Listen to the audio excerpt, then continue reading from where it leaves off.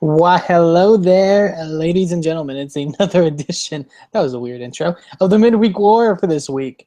Talking about all things midweek professional wrestling. I'm Eamon. I'm back here on the Midweek War. Very excited to be back. And it's a two person ship that's being manned this time around. Because joining me at this time is the man in the mainstream media, Mr. Matt Carlins. How are you, Matt? I am doing fantastic, Eamon. How are you doing down there in Texas? In Texas. Yeah, I'm doing great. I'm ready. I'm actually very excited to talk about this week's episodes of the various shows for various reasons. I'm pretty excited to talk about this episode too. It's kind of like the start of a whole new chapter for NXT. We're past Takeover and we're on to something fresh. And I know there are some people who have varying opinions on this episode. I'm kind of interested to see what you thought of it.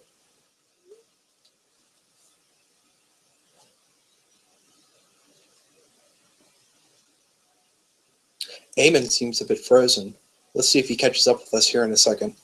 My wife is sitting here next to me, and we watched NXT last night. Sorry, and there you are, Eamon. I was just talking about my wife and I watching NXT last night, and how it's kind of like the start of a new chapter now that they're past Takeover. It is, which is very ironic because, not to be insider, but these episodes were taped before Takeover, which is interesting. But it is. No, it does. I agree. It does feel like a new chapter going forward. Let's get into it, though. What is your one word for NXT this week? Well, I'm going to take the easy one. I'm going to go with teamwork because we did see more than a little bit of it. How about you? What would you have for your one word for NXT? I'm trying to think, and I believe, okay, on the internet, shipping is a thing, and I know this. I'm not trying to make a ship name out of it when I say this, but Jable, because I'll just shoot right into my best for this week. People know how much I love Chad Gable and how great he is, but good God, Jason Jordan. Jason Jordan looked good this week. They both looked awesome, not just in the ring, but they had everything working this week. They were awesome in their backstage. Gable has got another gear in some of those backstage interviews. It's fantastic. He's got a lot of those little he does so many of those little things that you don't expect to see, especially on NXT. And yeah, you're right. Jordan was awesome too. Physically impressive. First time I think the crowd. He did that belly suplex, I think, on Solomon Crow, and you could tell like faces in the crowd being like, "Oh wow, Jason Jordan did something impressive. That's crazy." Like it's really cool. I love the team Jordan and Gable, and I really love the match with them against Solomon Crow and Neville. I thought it was a great ending to the show and a good kind of start to what this Dusty Rhodes Tag Team tournament could be. Yeah, I really felt like the crowd really got on board with Jordan and Gable during that match. It didn't seem like they were quite warmed up at the beginning, but by the end, they were thoroughly impressed. And now it's going to be interesting to see how far they can go because, I mean, to me right now, they look like they're ready to at least challenge for the tag titles. But obviously, we've got a huge tournament to work our way through first. Mm-hmm. Yeah, I consider them to be favorites to win or possibly make it to the finals. Based off of some of the other teams I've seen, yeah, it's going to be interesting. I really am excited that hopefully they can use this tournament to kind of build up people and establish them. I think it'll be really fun, and I just love some of the stuff in the match, like Gable using his rally towel to almost create a bullfight scenario. Fun stuff, really fun stuff. You can tell. They were doing it all, and I wish I could remember some of those lines in the backstage. But I know Gable, like, what did he say? Something along the lines like, you know what they say about people who forget history, and then like before anyone can even say anything, he's like, "Just kidding, I'll answer it," or "I know." It's just like this, like perfect, like cocky thing, and you know what? It's fun because. I mean, it's pretty obvious Gable's channeling a lot of like early Kurt Angle right now. Yeah. But it's awesome to see because he's got a lot of the same background. He seems to have a real knack for this thing. And I love the dynamic of him and Jordan. The idea that like Jordan is kind of like he thinks he's kind of weird or whatever in a sense, and he's not as but immediately buddy with him, but he knows how talented he is and how much he can sort of help him. I really enjoy that dynamic a lot. So going into your side, what is your best for this week of NXT? Well, you know what? I'm going to have to go with my 1A because my best for this week was also Jordan and Gable, but I will come up with a supplementary good for this week. And I'll just say that it was awesome to see Johnny Gargano and Tommaso Ciampa just show up in the backstage looking sharp in their suits, as you should do whenever you're debuting on a professional wrestling show. And doing a good job standing there and looking mean next to Regal as he introduced him. I mean, it's just cool. It's just cool to see these guys stepping in and getting their shot. And it looks like they're going to be taken real seriously. And I have a feeling it might be a rough week next week for Breeze and Bullfit. Yeah, I really love how we're at not just with NXT but with wrestling, where it's just like they're bringing in Johnny Gargano and Tommaso Ciampa. They're calling them by their names and being like, these are the two top free agents right now. Like that's, yeah, I mean, because it's true, and I feel like it's cool. WWE slowly and continually recognizing that there's stuff out there other than WWE is really it makes me happy, because there was a period where that wasn't the case and it was not a fun period all the time. But yeah, and I'm very excited for next week with Gargano and Ciampa against or as Mr. Regal would say, Ciampa. I know it's well, you know, you haven't made it until William Regal has butchered your last name, so yeah, I mean, I'm sure deep down he was happy. And Regal did point out on Twitter that people compared it to when he called Umaga Umanga, and it's like sometimes those little things are really, you know, they're things people remember. So you know, I really enjoyed it. I enjoyed it too. I'm looking forward to what they do. All right, let's go to the flip side here. Let's get into this bad. Let's get after this. My bad for NXT this week, and I think it's kind of obvious, was unfortunately the match between Billy Kay, aka Jesse McKay, and Eva Marie. Because my God, and it was so disappointing just from the fact that this was for the first half of that match. That was the best Eva has looked so far. Mm-hmm. I mean, I may be wrong here, but like, I feel like she brought a bit more energy, and she looked a bit more comfortable in there in the first half. Like, she was kind of talking some trash, and she was, you know, it felt like she was more invested in the product, and she wasn't just like going through the motions. It's about her, and this is just speaking as something I don't know anything about, you know, how to put a match together, how to perform in the ring, but it just looks like she's having trouble getting into the moment. You know, I hear that said a lot by trainers, that you got to be in the moment and you can't be thinking about what you're doing. You just have to be doing it. And it looks like that's kind of like the leap that she needs to make right now. Yeah, and I felt that's what she was doing in the first half of the match.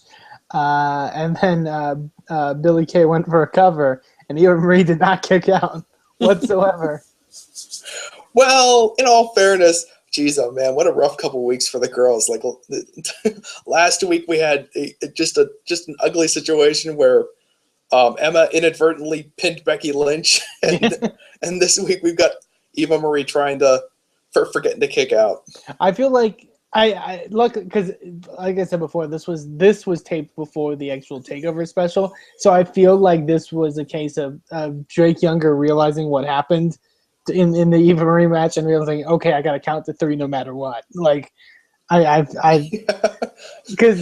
So in the future, Drake made a mistake, but in the past he had recognized his mistake and he had time traveled back in time to last week. Well, in fairness, I think it was a different referee. Oh, was it really? Okay. But no, it's and the crowd immediately just boos her through the entire rest of the match.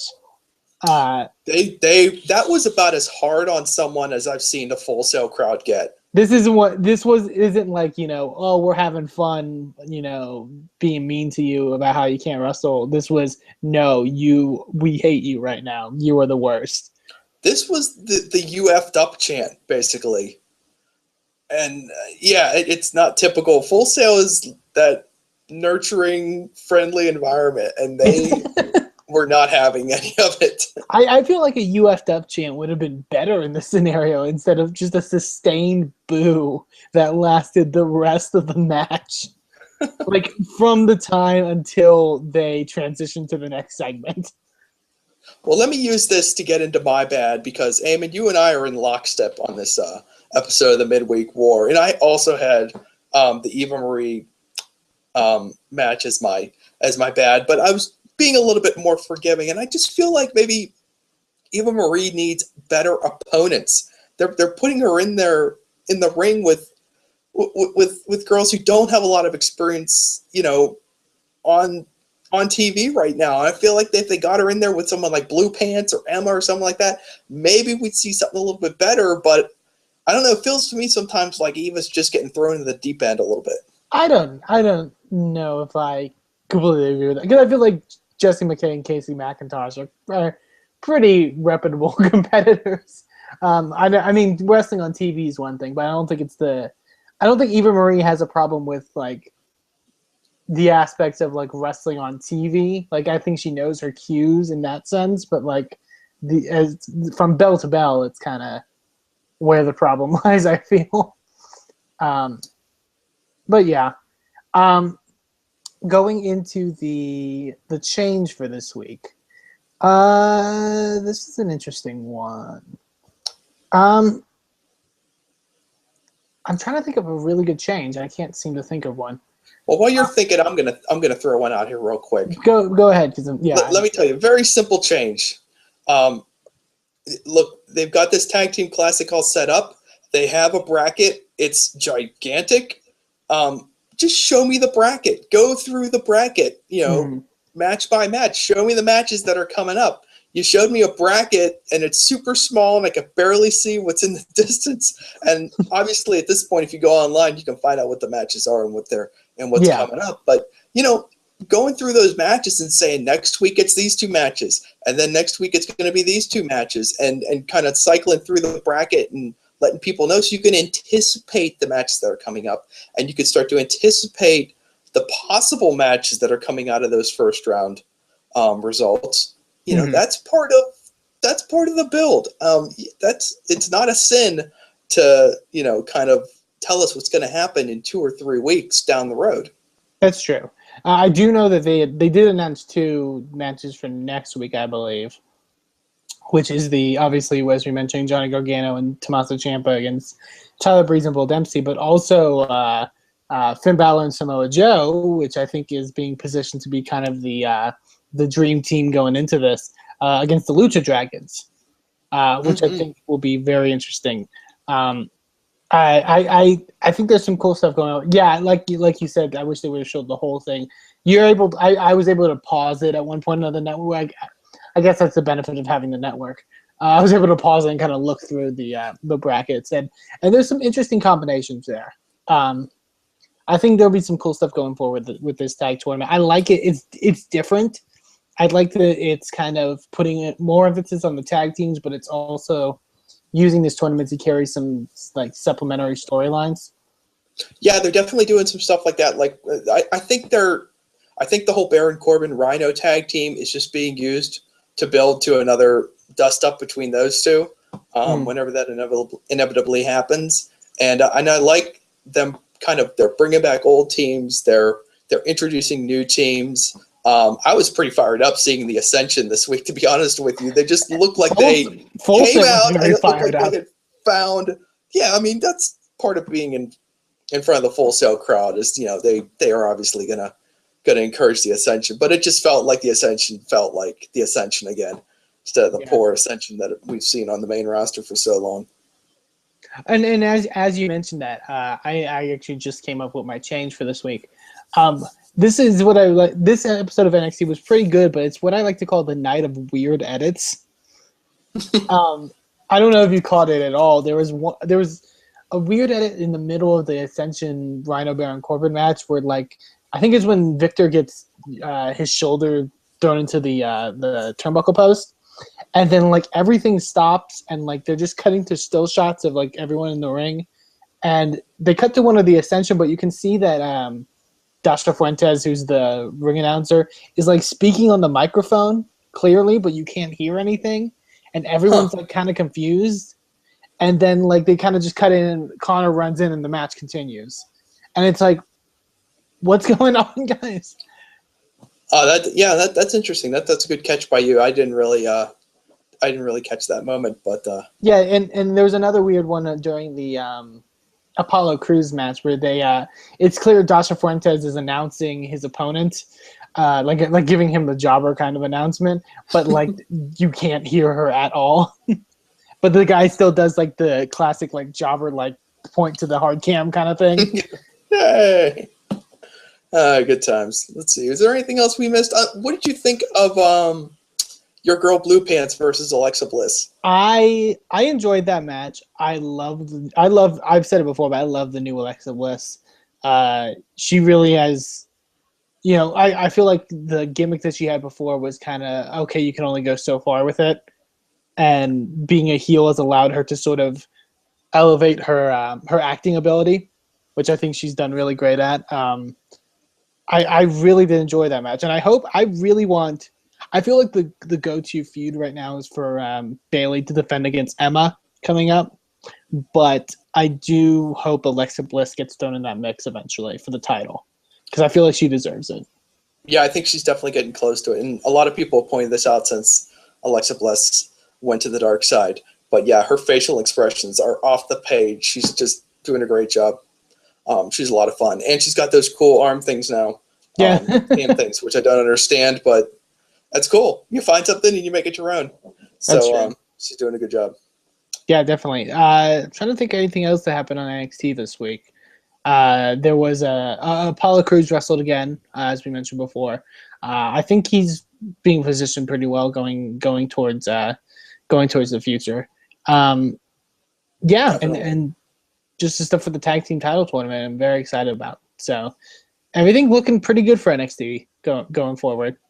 Yeah, a lot of talent looking good right now. So it's nice. It's a little reset, and things seem to be moving in the right direction. So I think you have a pretty high opinion of the NXT. Are we going to rank the 3 shows this week, Amy? We will. For this one, for NXT I'm going to actually rank NXT number 1 this week. I really liked NXT. Obviously, there's even at least the Eva Marie thing's like funny to watch. But the main event is very good. I highly encourage people to seek that out. With Neville and Crow against Gable and Jordan. There's a lot of people coming up that I feel like people can sort of attach themselves to and make their new favorites, which I think is really good. And yeah, with more takeover stuff, like takeovers, like maybe I think a little over a month away. So there's going to be a little more kind of, because I know it's middle of October. You're right. But yeah, I think with more frequent takeovers, we're going to get to see more cool like storyline development stuff. And yeah, I'm excited. Yeah, you're right. I mean, NXT has had a tendency to kind of fall into a rut between when it's coming down off a takeover, going back up for a takeover. So maybe closing up that gap can help them in the long run.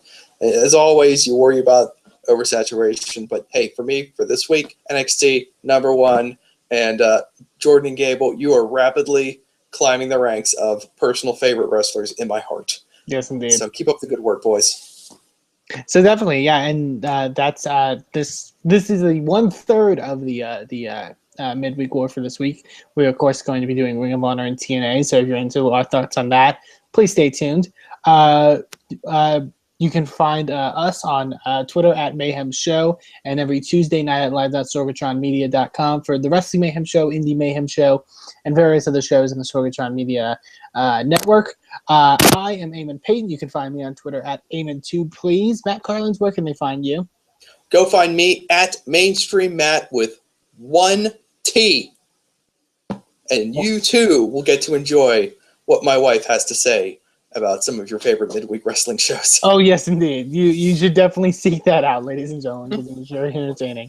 But yeah, that is the NXT section of the midweek war for this week. Please stay tuned for Ring of Honor and TNA. We'll see you later.